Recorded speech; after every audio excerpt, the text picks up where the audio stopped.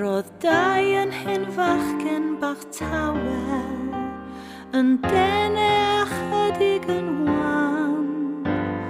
Weithiau roedd ofn ganddo'i gysgod, roedd weithiau yn crio mei fam.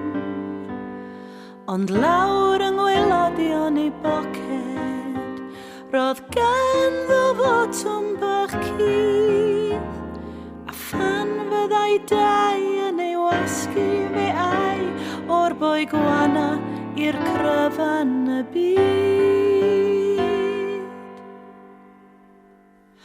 Fo oedd Siwpar Dai ar o'r gawr bydysawd.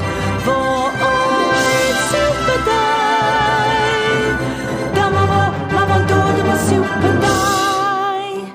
Wel roedd bwli o'r enw Twm Dyrnau yn pigo ar dau bach o hyd, yn mynnu gwneud hwyl am ei beno, ac fe alwai ei ffrindiau ynghyd i faglu a dwrdio a gwawdio, nes bod dau yn ei ddagre bob dydd.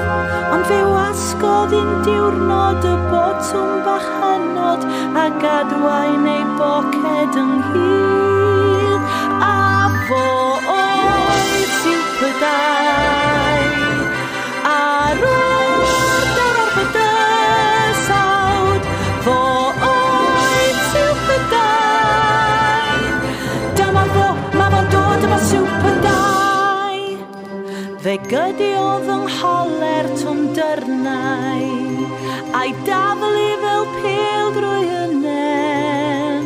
Glaniodd Twm fel llongsach o datws mewn tail gwartheg yn ddwfn dros i ben. A dyna i chi wersi hen fwli sy'n pigo'r bobl sy'n lladd.